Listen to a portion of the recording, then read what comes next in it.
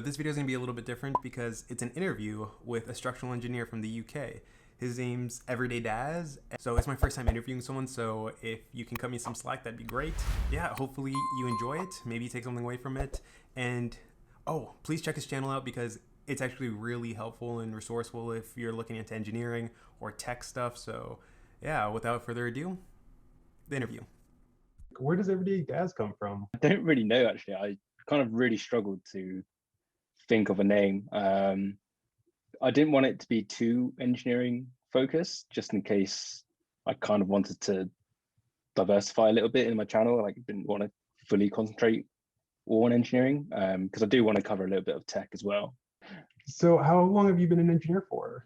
I graduated from university in 2013. Yeah, 2013, and started my first job in August of 2013 as well. Yeah, I've just been working ever since, really. There's so many other like subcategories you can focus in. Like, what does your firm specialize in? Like, what kind of projects do they take on? So what I've been doing historically is designing buildings, building structures. But only recently this year, I've moved into what we call like expert witness and disputes. So it's the complete opposite of designing. You're kind of looking at why a building has failed. It's a lot more going down the legal routes. It's still really technical, but you're working with lawyers a lot. Interesting. Is this similar to like what a forensics engineer does? Like, yeah. I think a word they used in their sort of job description was forensic engineering. I don't know if you really would call it forensic engineer, but it is looking into the detail, looking at trying to understand why things have happened in a certain way, because everyone does things slightly differently. Engineers assume different things, make different decisions. So you'd never know, without looking at the calcs, which quite often you don't have the original set of calculations. You just kind of have to backtrack and think, why did they make this decision? Could they have made this decision, sort of thing. do you prefer that over design, or like, do you have? It's still early days. I made sure before I took the job that I made sure it was still technical, so I could continue learning, like building up my technical skills. And if I found, 2-3 years later that I wasn't quite what I wanted, I could still try and like move back into design really easily. Yeah, so that's one thing I definitely made sure of. And yeah, there's plenty of technical, and I think it actually probably helps by looking at how things have possibly gone wrong or failed. That will help you not make that mistake when you come to design something. I made a video, and because I've been doing this mentoring thing, so I've talked about it with my mentee as well. Even if because you're still so young, even if you don't land your dream job, like it's not exactly what you want, but it's still relevant. Just get the experience, and you can switch out a couple of years later. It's really not that big a deal. Any relevant experience is going to be really good for you. Like, talking about like mentees and like being a mentor, what do you see a common mistake that like new engineers make right off the bat, or take some time to get used to? I think they really struggled with the sheer amount of learning that comes with a new job. I think it's fair to say that when you graduate and start a new job, you actually know barely anything.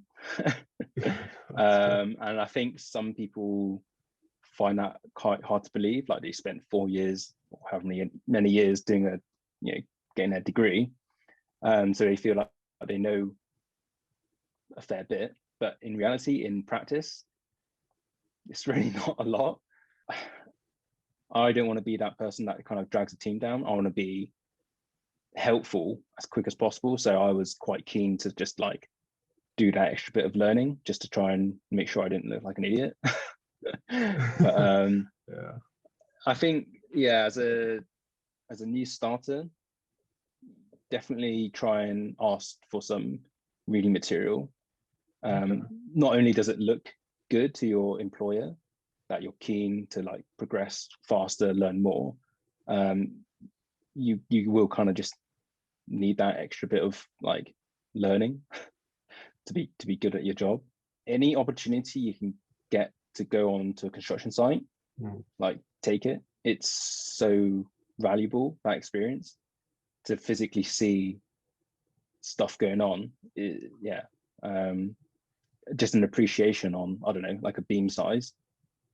It's so easy to spec like a 400 deep beam or something, but like, have you ever imagined what that kind of size is on site? It's pretty big. So just again, and like looking at, like you said, connections, like to see a connection in real life, puts things into perspective. And yeah, it's just good learning. Talk to contractors, they'll have a way of building stuff, and you can learn about what's easy to build and what's not easy to build, and that's how you can kind of factor your stuff into your design. Right. Yeah, sometimes like what looks good on paper sometimes isn't very practical, like out in the field it doesn't like really make sense.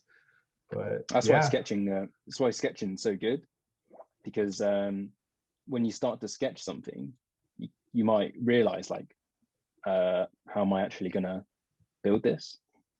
Like if you're finding it really hard to sketch, just imagine how hard it is to build. So whenever you're designing or sketching something, just always think about how it's going to be put together.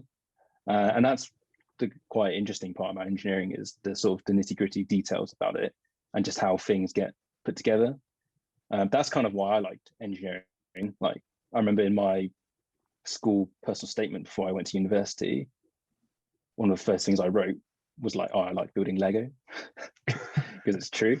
And I actually got asked to take that out, which is fair enough. But oh no, it is true. I liked Lego, liked how things got put together. So yeah, that was my story. When did you know you wanted to do engineering? Actually, I actually wanted to be a mechanical engineer. Interesting. Okay. But I couldn't get the grades I needed to do it. I mean, I kind of liked both mechanical and civil or structural engineering, but I kind of wanted to do mechanical. So when I realized I probably wasn't going to go to the university I wanted to do mechanical, I kind of changed to civil. But yeah, I've always been fairly fascinated with like structures, buildings. So yeah, it was kind of a natural thing. Like I studied civil, and civil is so broad, but I kind of knew I never wanted to do like water, drainage, geo. Like I kind of always wanted to do probably either buildings or bridges.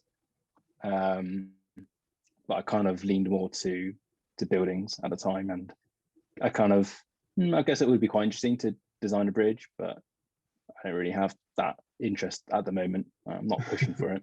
If it lands on my desk, and then I'll accept the challenge. But yeah, I'm not gonna bust my ass to try and do it.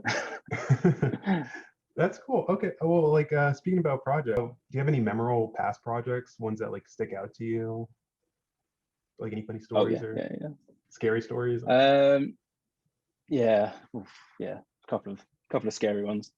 But yeah, a couple of really memorable ones as well. My first sort of concrete transfer slab, that was a pretty, that project taught me so much.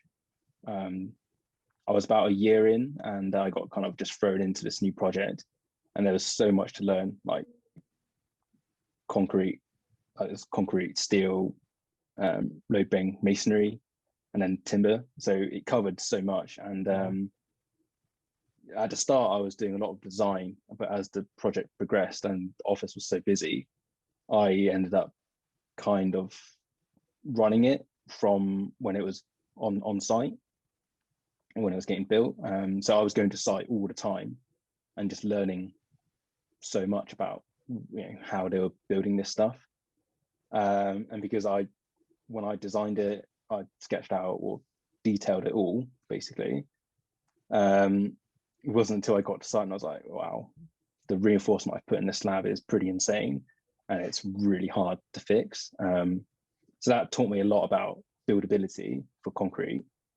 And so in my next project, I was paying more attention to the reinforcement and trying to think about how, if I was the builder trying to fix the steel, like, is this, I'm going to basically try and make it as easy as possible for them to do. Were you getting a lot of complaints on the field, like by the like, not necessarily guys? not necessarily complaints, but comments saying like, wow, there's a lot of steel in this bit. I was like, yeah. And I was like, shit, maybe I shouldn't have put so much in. Right. It just makes you think. And you know, as a young engineer, that's probably not one of the things you really think about is buildability. Right. You're more focused purely on the numbers and just the raw design, really. No, for sure. Like, as long as it passed like all those checks, you know. Yeah. Like, so what made you decide to make videos? Honestly, it was a few things. I was looking at like personal finance, and people were saying how YouTube is a great source of income. Although it takes a long time to sort of build up an audience and things, it can eventually become really good. So that's what attracted me to it. I've always liked the thought of teaching, like sharing my experiences. I am a terrible teacher, like one-to-one teacher. I'm really bad. I can't, because I'm really impatient. I just can't sit down with someone and like go through like a worked example or something, like step by step for like an hour or 2 hours. I just can't do that.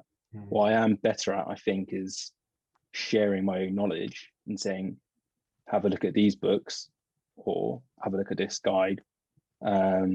These are the kind of steps you should maybe consider following. This is what I've done previously, and help them that way instead. So it's just like kind of a different way of helping rather than teaching them, like sat down with them. And I thought YouTube was just a great way for me to do that. And so far, I think it's been reasonably well received. Some of the stuff which I put out. No, so yeah, we'll just wait and see how it kicks off, really. Yeah, no, it's definitely been helpful on my end too. Although like I'm not in the UK and some of the things don't necessarily apply to me, it's just been really educational and definitely like eye-opening. Okay, that's neat. I definitely kind of on the same boat, you know, watch like other YouTubers talking about like passive income. Like, yeah, that's interesting. That's the golden word, passive income. It's the dream. It really is. It really is. But I'm glad you're finding an avenue in order to teach, not necessarily maybe like one-on-one, but like in such a broader sense, like pointing them to resources, because that does help. And I do like the tech reviews. That's really nice. I'm a techie, so I'm a sucker for that. I love the tech. I'm just not very good at it. I keep looking back at some of the old videos and I'm just like, I need to work. That's the stuff I really need to or want to work on, because that's the fun bit of it. Like I can talk about engineering quite easily, but the tech stuff, it's pretty different. So something I'm trying to desperately improve on. I think we started out around the same time, I think, like last year in the summer. Yeah. I mean, I started in like April, did a couple of videos, and then stopped because it was just like soul destroying when you see videos get no views and stuff. And then restarted in November, and then I've been like trying to do 2 videos a week. Just trying to keep the momentum going. All right, well, we can just wrap it up. Thank you for doing this interview. It really means a lot. Now I have to go like edit it, chop it up, and hopefully good. No, it's a pleasure. It's been good talking to you, man. Yeah, it's been good talking to you too. I can't wait to see what else you come out with.